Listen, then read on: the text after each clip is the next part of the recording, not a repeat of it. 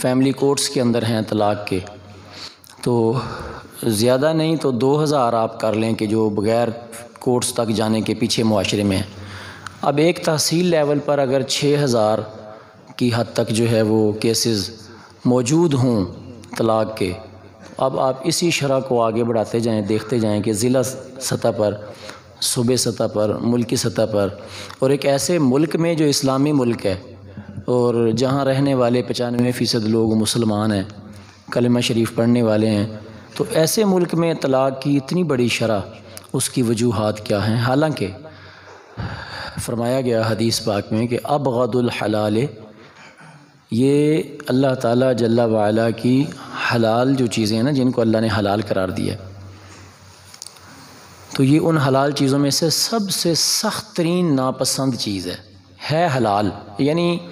جب بالکل رشتہ نہ چل رہا ہو تو پھر حل تو ہے آخری طلاق، لیکن یہ پسندیدہ نہیں ہے۔ اسی لیے حدیث پاک میں آتا ہے کہ شیطان جب دو میاں بیوی کو لڑا کے طلاق کروا دیتا ہے تو اس دن اس کو سب سے زیادہ اس بات پر خوشی ہوتی ہے، یعنی اس نے اور بھی گناہ کروائے ہوتے ہیں لوگوں سے، کسی سے چوری کروائی، کسی سے بدکاری کروائی، کسی کو شراب پلائی، کسی سے جوا، کسی سے کوئی گناہ کروایا، لیکن طلاق والا گناہ جب وہ کرواتا ہے تو سب سے بڑھ کر اسے خوشی ہوتی ہے شیطان کو۔ اور حدیث پاک میں اس کی سنگینی اس طرح بھی بیان کی گئی کہ اگر کوئی عورت بلا وجہ طلاق کا اپنے شوہر سے مطالبہ کرے، کوئی طلاق والی وجہ نہیں ہے، چھوٹی چھوٹی باتیں،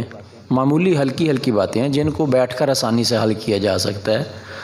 شریعت کی رہنمائی میں آسانی سے حل کیا جا سکتا ہے، تو ان کو حل کرنے کی بجائے عورت اپنی جہالت کی وجہ سے، اپنی کم علمی کی وجہ سے، یا اپنی انانیت کی وجہ سے، اپنی انا پرستی کی وجہ سے، اپنی انانیت کو تسکین دینے کے لیے وہ سمجھتی ہے کہ میں اس کو دھمکی دیتی ہوں کہ دے مجھے طلاق، تو وہ بات بات پہ طلاق کا مطالبہ کرتی ہے، تو نبی کریم علیہ الصلوۃ والسلام نے فرمایا کہ ایسی عورت پر جنت کی خوشبو بھی اللہ نے حرام کر دی ہے۔ اب اس کو دیکھیں کہ یہ کتنی سنگین چیز ہے طلاق، اتنی عام نہیں ہے،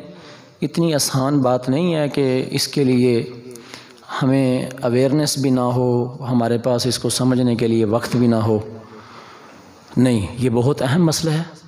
معاشرتی زندگی کا اہم ترین حصہ ہے، اس کو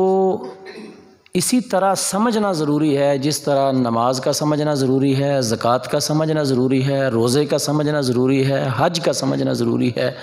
تو جس شخص کی شادی ہو جائے یا شادی ہونے کے قریب ہے، اس کو نکاح اور طلاق کے مسائل کا سمجھنا اتنا ہی ضروری ہے جتنا اس کے لیے نماز کے مسائل کا سمجھنا ضروری ہے۔ مگر آپ اندازہ لگا لیں کہ ہمارے معاشرے میں اس مسئلے کو سمجھنے کے لیے کتنی فکر ہے لوگوں کے اندر۔ کعبہ تو دیکھ چکے، کعبے کا کعبہ دیکھو، حاجیوں آؤ شہنشاہ کا روضہ